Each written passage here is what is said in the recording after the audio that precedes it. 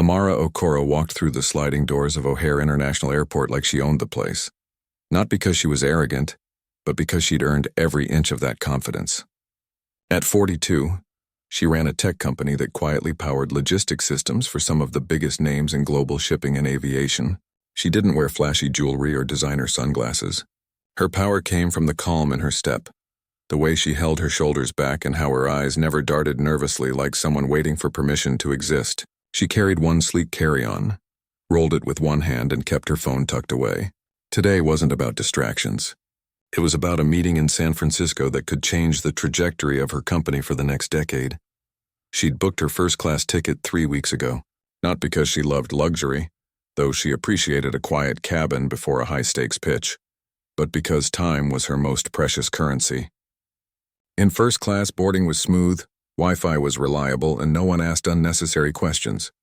She'd flown this route enough times to know the rhythm of it. Check-in, security, coffee at the quiet kiosk near Gate K-12, then a nap before landing. Routine was her armor. At the check-in kiosk, she tapped her frequent flyer number into the screen. Platinum Elite, top tier. The machine printed her boarding pass without hesitation.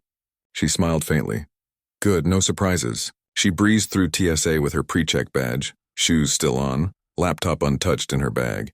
By 10:15 a.m., she was sipping black coffee from a paper cup, scrolling through last-minute notes for her presentation.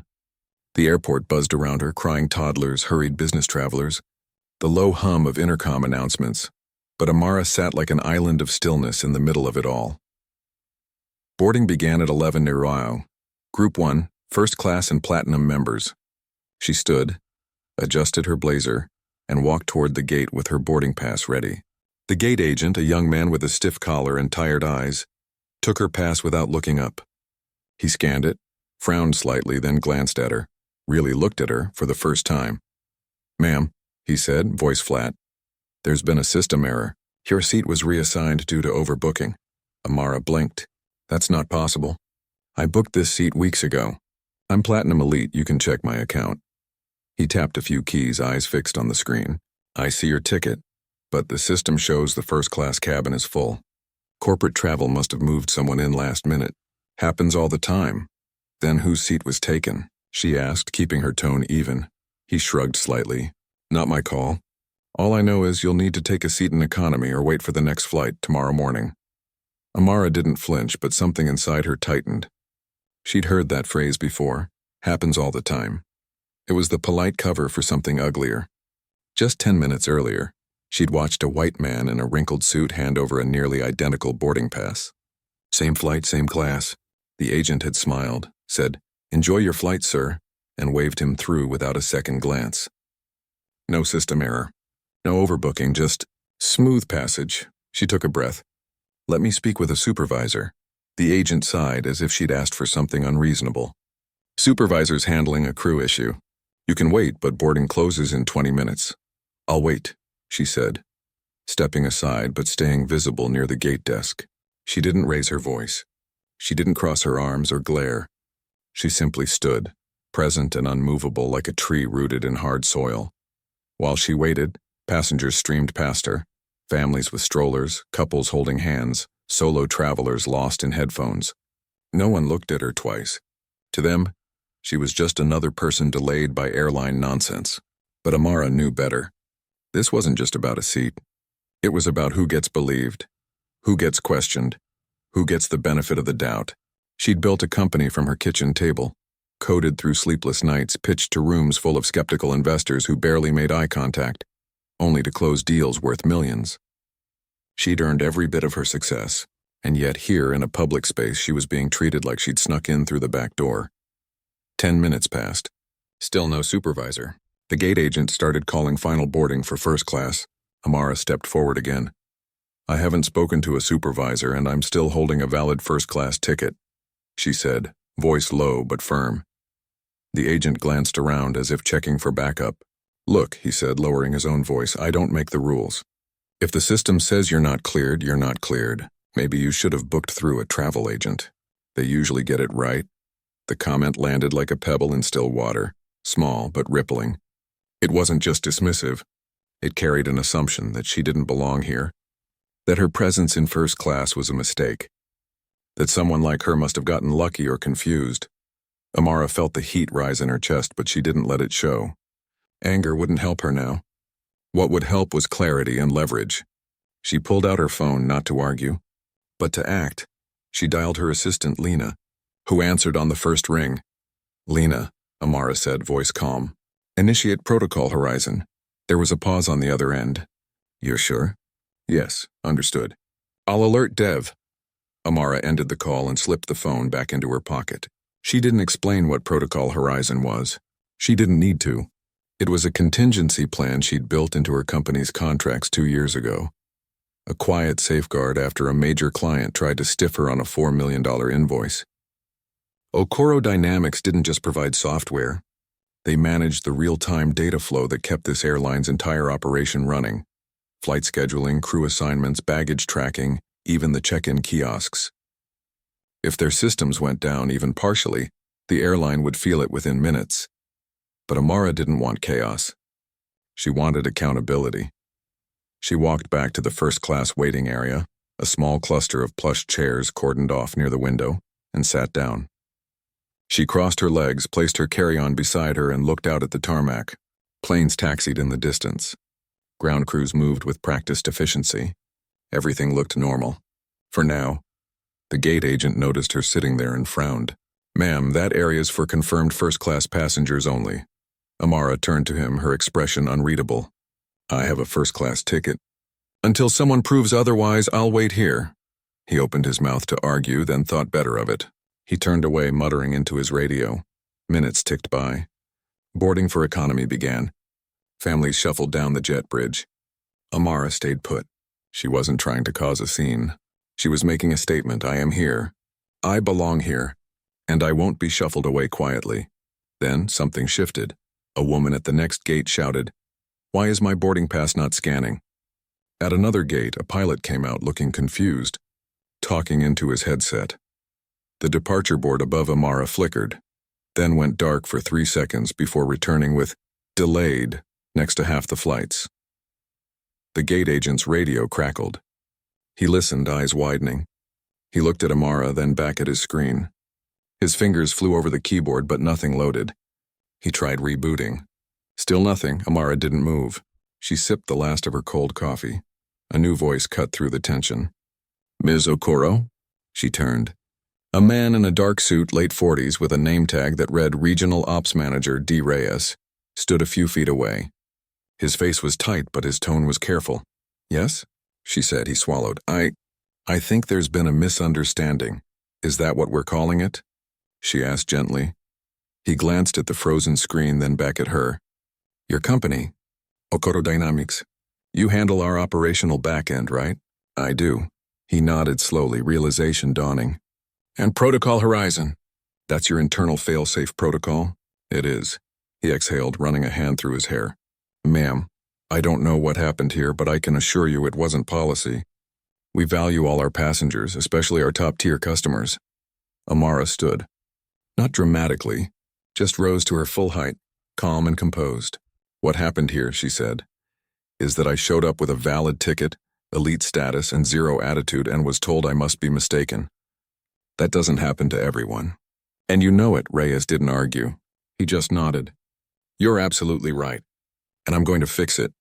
He turned to the gate agent, who now looked pale. "Pull up her reservation again, manually if you have to. And clear her for first class now." The agent fumbled with a backup tablet. After a few tense seconds, the system responded. It's showing confirmed," he stammered. "Of course it is," Amara said softly. Reyes turned back to her. "Your seat is ready. We've also arranged a full refund and lounge access for your next 3 flights as an apology." She considered it, then shook her head. "I don't want a refund. I want you to remember this moment. Not for me, but for the next woman who walks up here looking like she doesn't fit the picture of a first-class passenger. She might not have a company that runs your systems. She might just walk away, embarrassed, and never fly with you again. That's the real cost." Reyes was silent for a long moment. Then he said, "We'll do better." Amara gave a small nod. She picked up her bag and walked toward the jet bridge. As she passed the curtain that separated first class from economy, she didn't look back. But she felt the weight of the moment settle, not just on her shoulders but on the whole system that had tried to shrink her. Outside, the plane waited. Inside, a seat with her name on it. And somewhere in the digital veins of the airline, her company's code hummed steadily, quietly reminding everyone, respect isn't optional. It's infrastructure. The moment Amara stepped into the first-class cabin, the air changed. It wasn't just quieter. It felt different, like the tension of the gate had been left behind in another world. Soft lighting, wide seats, the faint scent of leather and coffee. A flight attendant with silver-streaked hair and a warm smile greeted her by name, checked her seat number, and offered a chilled towel. "Long day already, Ms. Okoro?" she asked gently. Amara gave a small smile. "You could say that." She settled into seat 1A, the window spot she always preferred. Outside, Chicago's gray sky stretched over the tarmac, but inside, everything felt controlled, predictable. She buckled her seatbelt, placed her bag under the seat in front, and pulled out her laptop. She had 20 minutes before takeoff, just enough time to review her pitch deck one last time. But her fingers hovered over the keys. Her mind wasn't on slides or financial projections. It was on the look in that gate agent's eyes. The way he'd hesitated before scanning her ticket. The quiet assumption that she must be wrong. She closed the laptop. Not out of frustration, but clarity. What had just happened wasn't an isolated glitch. It was a pattern, one she'd seen before in boardrooms, at conferences, even in upscale restaurants where hosts forgot her reservation until she mentioned her company name. She'd learned long ago that excellence alone wasn't always enough. Sometimes you had to remind people that your presence wasn't a favor, it was a fact. Her phone buzzed in her pocket. A message from Lena. Phase 1 active. All non-critical systems paused. No passenger data affected. Awaiting your signal. Amara typed back. Hold at Phase 1, let them feel the ripple, not the wave. She didn't want to crash the airline. That wasn't her style. She built things, solutions, teams, trust. Destruction was a last resort, but sometimes systems only listen when they feel pressure. And right now, the airline's digital nervous system was starting to twitch. Back at Okoro Dynamics headquarters in Atlanta, her CTO, Dev, stood in the operations war room with a team of 6 engineers. Screens glowed with real-time dashboards showing data flows, server loads, and API statuses. At Amara's command, they'd initiated a controlled pause, like gently turning a valve instead of slamming it shut. Check-in kiosks still worked for basic functions, but seat assignments, upgrades, and crew scheduling had gone into a soft freeze. Nothing was broken, but nothing could move forward without manual override. And manual override meant delays. Lots of them. At O'Hare, the ripple began. Gate K14, Amara's gate, was the first to stall. The agent tried to print a last-minute boarding pass for a standby passenger. The printer whirred, then went silent. He rebooted. Nothing. He called tech support. They told him the request queue was backed up. "We're seeing this across multiple hubs," the support rep said, voice tight. "It's not just you." Meanwhile, at Gate K9, a pilot preparing for a flight to Denver couldn't access his digital flight log. The tablet kept showing a connection timeout error. He radioed operations. "I can't verify crew assignments or fuel load. We're grounded until this clears." In the airline's central command center in Dallas, alarms started blinking. Not red, but yellow. Anomalies. Not outages, but slowdowns. Unusual latency in passenger processing. Delays in baggage reconciliation. The kind of issues that, on their own, seemed minor. But together, they formed a pattern, and patterns meant someone had pulled a thread. Amara watched it unfold from her window seat. She didn't need to see the chaos. She could feel it in the air, the subtle shift in the gate area's energy. More staff on radios, passengers gathering near desks, confused. A supervisor rushing past with a tablet clutched to his chest like a lifeline. Then her phone buzzed again. This time it was a call, she answered. Amara Okoro. "Ms. Okoro, this is Evelyn Cho, Chief Operating Officer of Skyward Airlines." The voice was calm, professional, but underneath, urgency hummed like a low-frequency tone. "I understand there's been an incident at Gate K14, Amara didn't pretend. There was. I've reviewed the footage. And the passenger logs. You presented a valid first-class ticket. You were denied boarding without cause. That's unacceptable." "Good," Amara said simply. "I'm glad we agree." Evelyn paused. I also noticed that shortly after your interaction, several of our operational systems began experiencing irregularities. I wouldn't know anything about that, Amara said, though her tone held no denial, just quiet certainty. Another pause, longer this time. Evelyn wasn't stupid. She knew Okoro Dynamics powered their core logistics platform. She also knew Amara wasn't the type to make empty threats. Ms. Okoro, Evelyn said carefully. What would it take to resolve this? Amara looked out the window. A ground crew member waved to the cockpit. The plane was ready, but the airport around it was slowing down like a clock losing time. I don't want compensation, Amara said. I want change. Tell me what you need.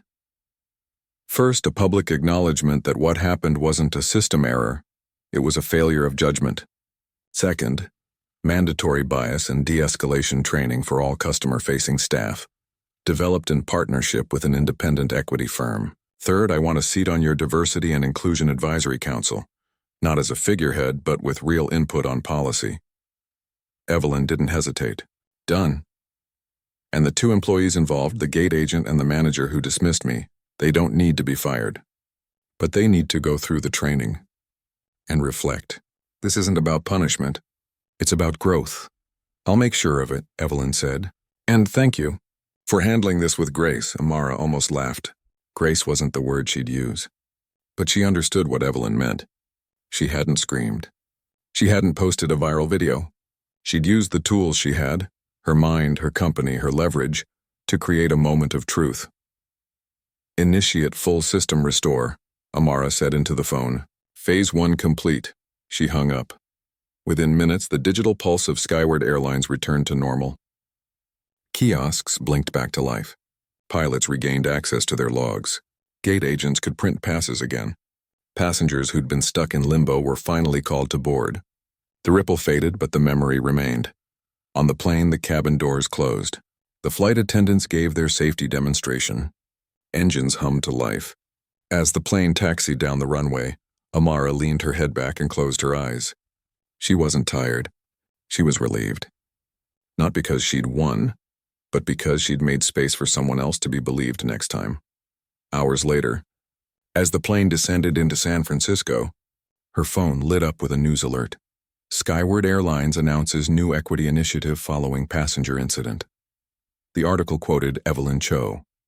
We failed a valued customer today, but we're committed to ensuring it never happens again. Amara didn't read the rest. She didn't need to. She knew the real test wouldn't be in press releases. It would be in the quiet moments at gates across the country, when a woman of color hands over her ticket and is met not with doubt, but with respect. Back in Atlanta, Dev sent her a final message. All systems green. No trace of intervention. Clean exit. Amara typed back. Good work. And thank you for always having my back. She put her phone away as the wheels touched down. Outside, the California sun broke through the clouds. She gathered her things, stood, and walked off the plane.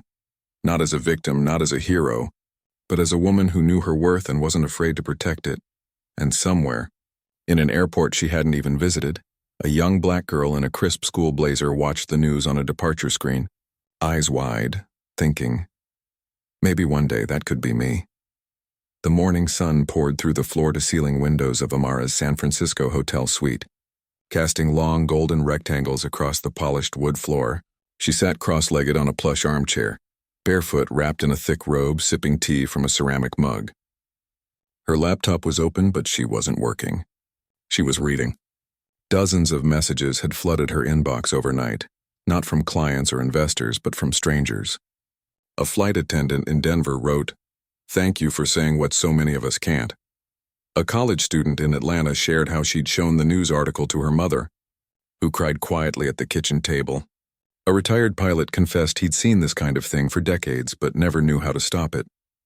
Amara scrolled slowly, her chest tight in a way that wasn't pain, but weight, the kind that comes when you realize your personal moment has become someone else's hope.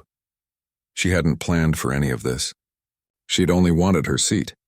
But life had a way of turning small stands into big echoes. Her phone buzzed on the side table. It was Lena again. "You're trending," Lena said without greeting. Not in a wild way, just everywhere. LinkedIn, local news, even a segment on Morning Air. Amara sighed. I didn't do this for attention. I know, Lena replied gently. But people need to see it. They need to know it's possible to speak up and not get crushed. Amara set her mug down. What's Skyward saying? They held a staff briefing this morning. Evelyn Cho led it. From what I hear, she didn't sugarcoat it. She showed the security footage, your interaction at the gate, and asked every team member to reflect. Would I have treated her differently if she looked like me? Amara closed her eyes. That was more than she'd expected. Most companies would issue a vague apology and hope the story died. But this was accountability with skin in the game. Later that day, she walked into her investor meeting at a sleek downtown office overlooking the Bay Bridge. The room was full of sharp suits, polished shoes, and quiet skepticism, the kind that came when you were the only woman and the only black person at the table. But something had shifted. As she entered, the lead partner stood up. Not out of politeness, but respect. Ms. Okoro, he said, before we begin, congratulations.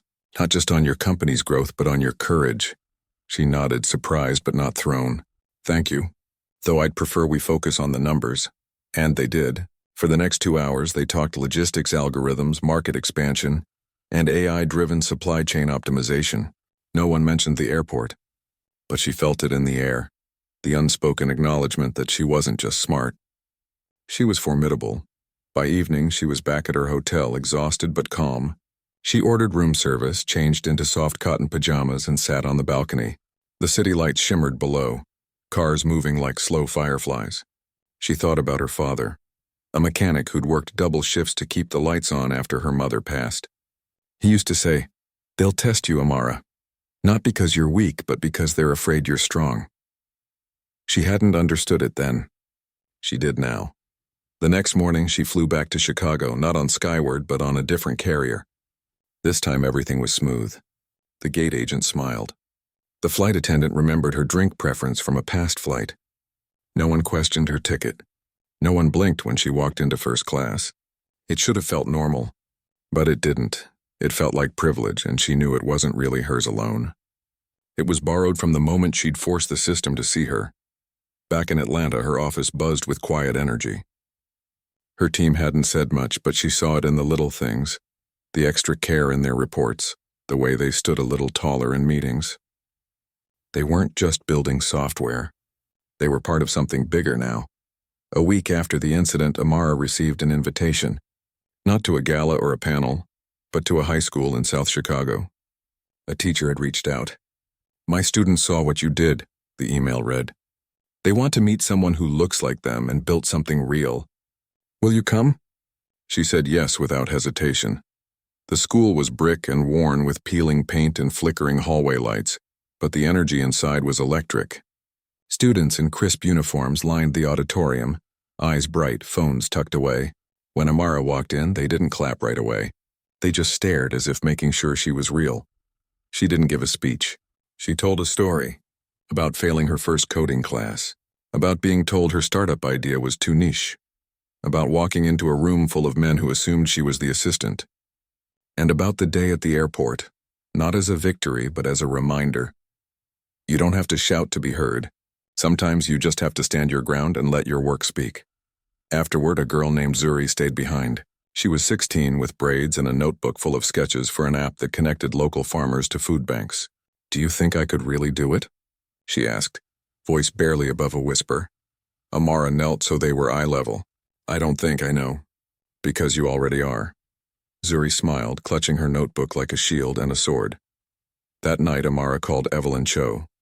Not for business. Just to talk. "How's the training going?" she asked. "Hard," Evelyn admitted. "Some staff are defensive. Others are relieved, like they've been waiting for permission to say, 'This isn't right.' We've brought in facilitators from a nonprofit that specializes in unconscious bias. Next month, we're rolling it out to all 12,000 customer-facing employees." "That's huge," Amara said. "It's necessary," Evelyn replied. "And honestly, thank you. You could have sued us, or gone viral with a rant, but you gave us a chance to fix it." "I didn't do it for you," Amara said softly. I did it for the next woman who walks up to that gate and just wants to get on her flight without having to prove she belongs. Silence stretched for a moment. Comfortable, honest.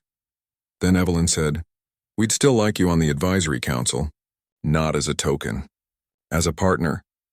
Amara thought about Zuri's notebook, about the flight attendant's note, about her father's tired hands. "Yes," she said, "I'll do it." In the weeks that followed, life settled into a new rhythm.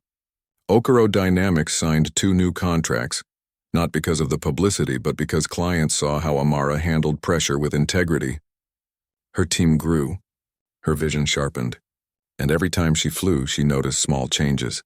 Gate agents making eye contact, flight crews using passengers' names, fewer mistakes with elite tickets. But the real victory wasn't in the systems. It was in the silence.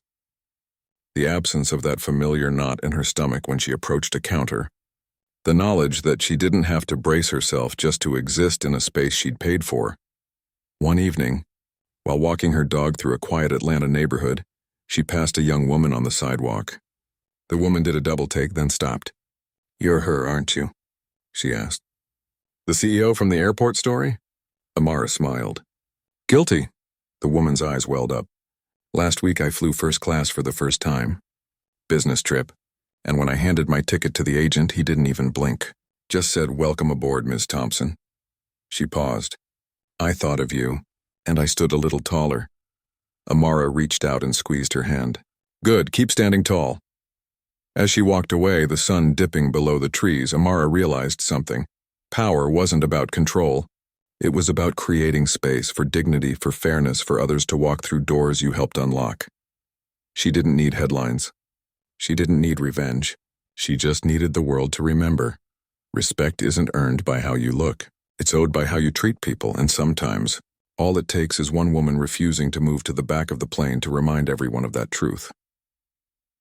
3 months had passed since the day at O'Hare, and Amara Okoro sat in a sunlit conference room on the 32nd floor of Skyward Airline's corporate headquarters in Dallas.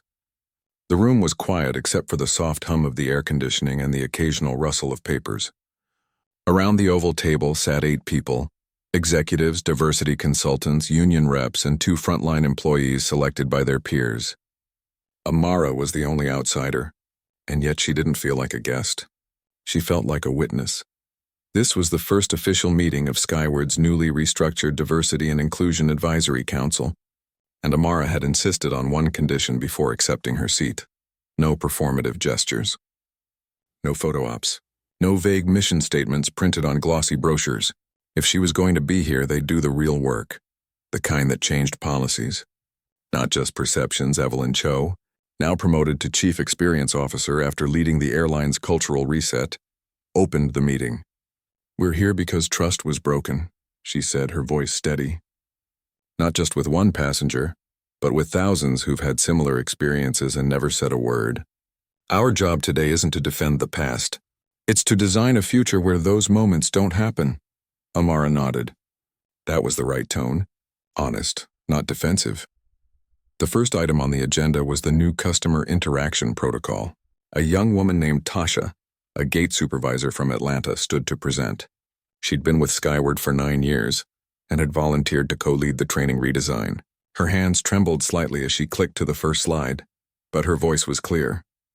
"We interviewed over 200 frontline staff," she said. "Flight attendants, gate agents, baggage handlers. What we heard again and again was this: we're trained to follow scripts, not to think. So when something doesn't fit the script, like a passenger who doesn't look like they belong in first class, people freeze. And in that freeze, bias slips in." Amara leaned forward. "This was it, the root. Not malice, but unexamined systems," Tasha continued. "So we rebuilt the training around 3 pillars: curiosity instead of assumption, verification instead of judgment, and escalation with dignity.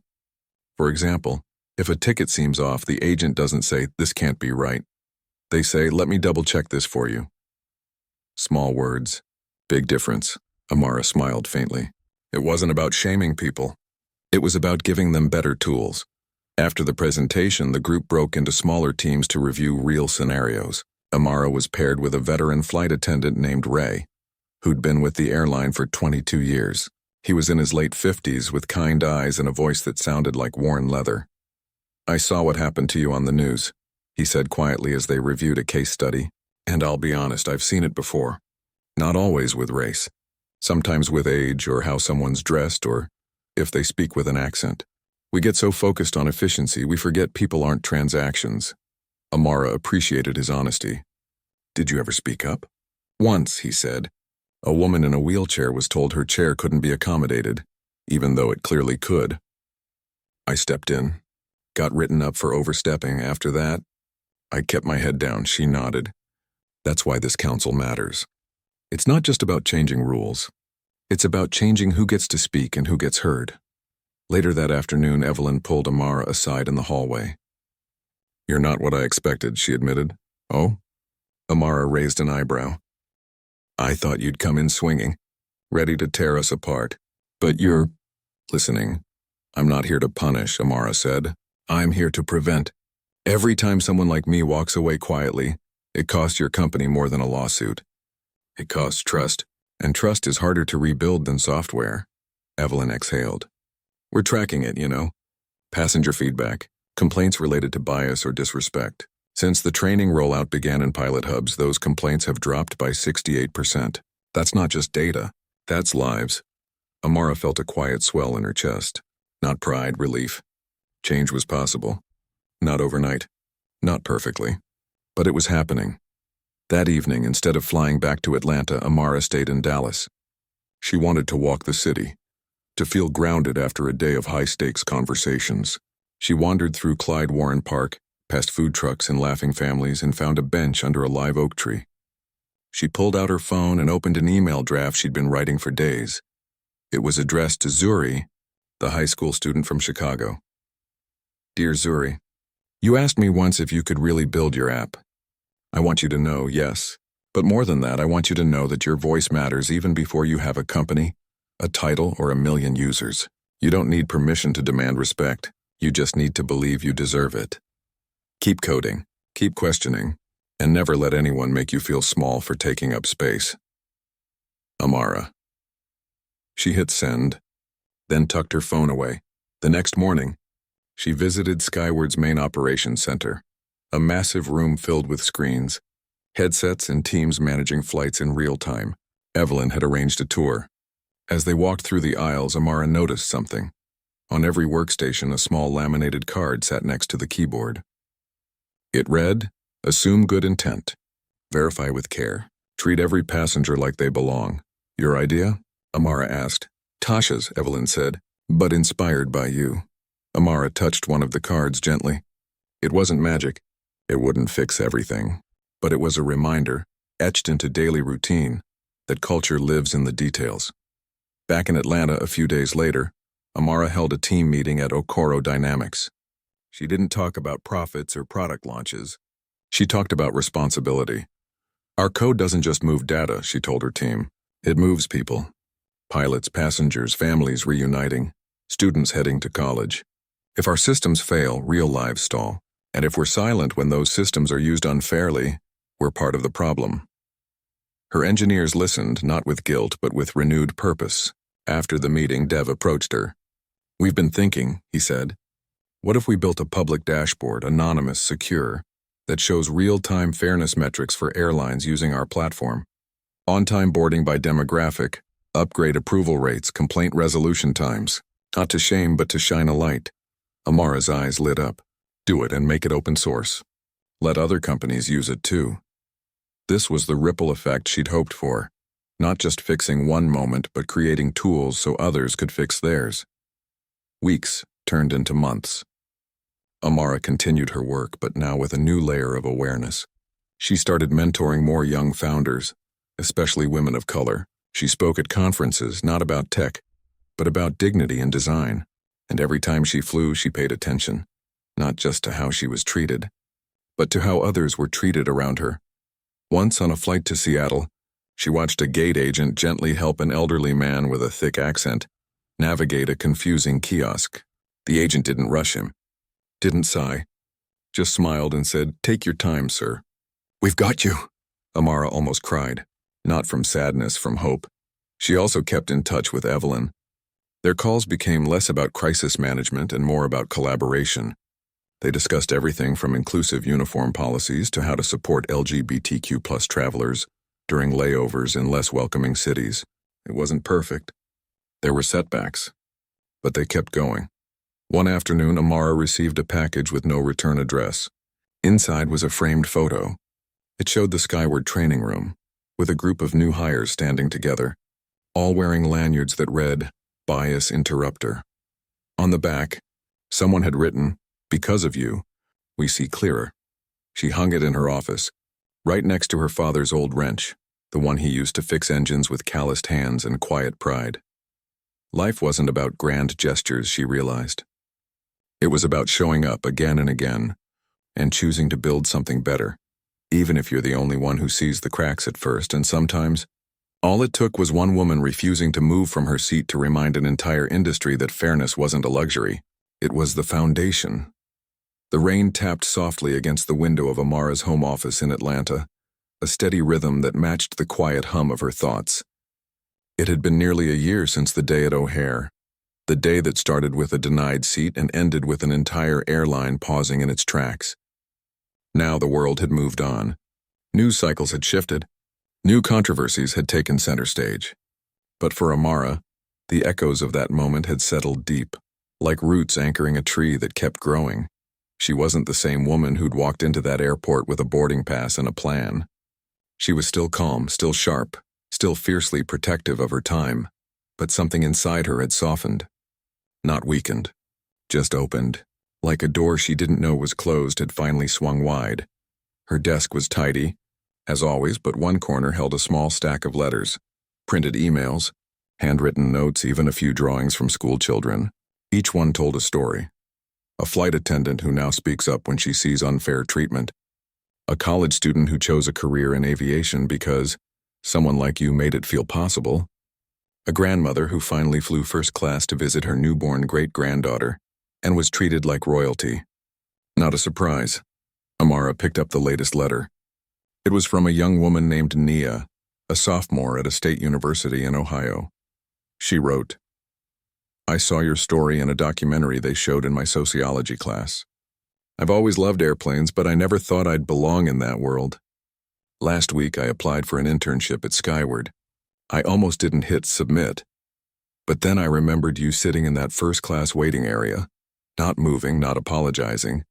So I sent it, and I got in. I start next month. Thank you for showing me that belonging isn't something you ask for. It's something you claim."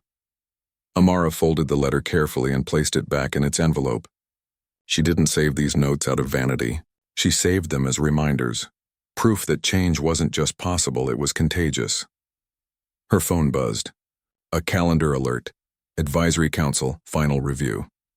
Today was the last official meeting of Skyward's inaugural Diversity and Inclusion Council. What began as a crisis response had evolved into a permanent pillar of the company's operations. Amara had insisted it stay lean, transparent, and staffed with real people, not just executives. Half the seats now belong to frontline workers, gate agents, baggage handlers, flight attendants. Their voices shaped everything from uniform policies to how delays were communicated during storms. She dressed simply. A soft gray sweater, dark trousers, no jewelry except her mother's thin gold chain. She didn't need armor today, just presence.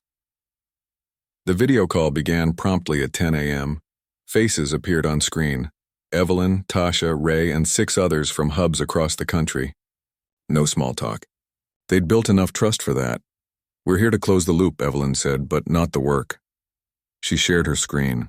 A dashboard appeared, clean, color-coded, easy to read. It showed metrics from the past year. A 74% drop in bias-related complaints, a 92% completion rate for the new training modules, and most telling, a 41% increase in positive feedback from passengers who identified as Black, Indigenous, or people of color. But numbers only tell part of the story, Tasha added. She clicked to a new slide. Audio clips anonymized from real passenger surveys. One voice warm and steady. "For the first time, I didn't feel like I had to prove I belonged on this flight." Another younger. "The agent called me ma'am and looked me in the eye. It sounds small, but it meant everything." Amara felt a familiar tightness in her throat. This was the real victory.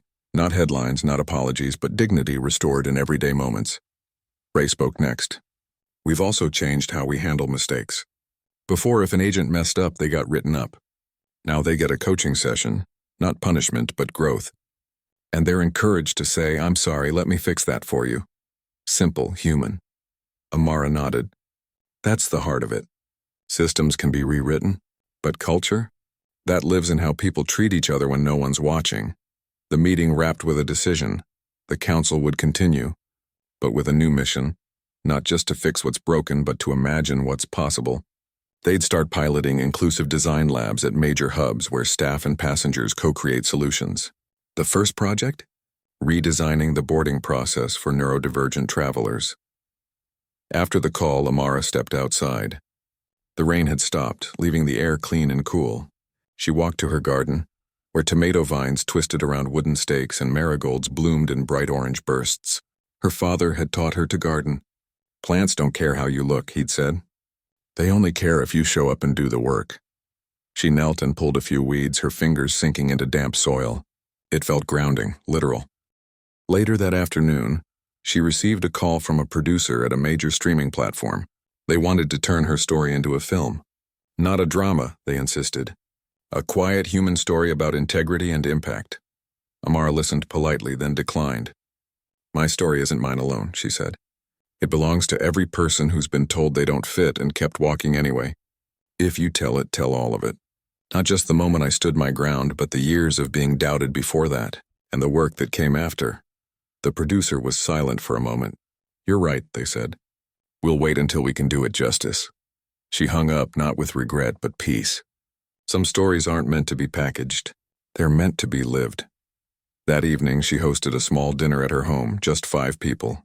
Lena, Dev Tasha, who was in town for a conference, Zuri, now interning at a tech nonprofit, and Nia, who'd flown in for her Skyward orientation. They ate roasted vegetables, fresh bread, and a simple chocolate cake Amara had baked that morning. No one talked about airports or algorithms. They talked about music, bad first dates, the joy of finding a perfect coffee shop, the ache of missing home. Amara watched them laugh, argue playfully over the last slice of cake, share dreams over candlelight. This was what she'd fought for, not power, not revenge, but space. Space for people to be fully themselves without having to shrink or explain. Before they left, Zuri pulled Amara aside. I've been working on my app again, she said, eyes bright. It's not just for farmers anymore. It connects small food producers with shelters, schools, even senior centers. We're launching a pilot next month in 3 cities. Amara hugged her. I'm so proud of you. It's because of you, Zuri whispered. No, Amara said gently. It's because of you. I just reminded you that your ideas matter. As the night deepened and the house grew quiet, Amara sat on her porch with a cup of herbal tea. The city lights glowed in the distance, soft and steady. She thought about the woman she'd been a year ago, focused, capable, but carrying a quiet weariness from years of proving herself. And she thought about the woman she was now, still focused, still capable, but lighter, freer. She hadn't set out to change an airline. She'd only wanted to get on her flight. But sometimes the smallest acts of self-respect create the biggest waves. The next morning, she flew to San Francisco again, this time for a different reason. She was speaking at a youth tech summit, not as a CEO but as a mentor. When she arrived at the gate, the agent scanned her ticket, smiled and said, Welcome back, Ms. Okoro. Your usual seat is ready. She nodded but didn't head straight to first class. Instead, she paused near the entrance to economy and watched a young woman, maybe 20, wearing a hoodie and carrying a worn backpack, approach the counter with a boarding pass. The agent greeted her warmly, checked her bag, and pointed her toward the jet bridge. No hesitation, no doubt. Just kindness. Amara smiled to herself and walked on. Later, during her talk, a student asked, What's the most important thing you've learned through all of this? She didn't say leverage or strategy or influence. She said belonging isn't given, it's claimed. And once you claim it for yourself, you have a responsibility to make sure others can claim it too. As she boarded her return flight that evening, she chose a window seat in first class, not because she needed it, but because she'd earned it. And as the plane lifted into the sky, she looked down at the lights below, countless lives moving in every direction, and felt not pride, but connection. The world wasn't perfect, but it was better, and that was enough, because real change doesn't roar, it whispers, in the way a gate agent says welcome in the confidence of a young intern walking into her first day, in the quiet certainty of a woman who knew her worth and refused to let anyone shrink it. And sometimes that whisper is louder than any storm,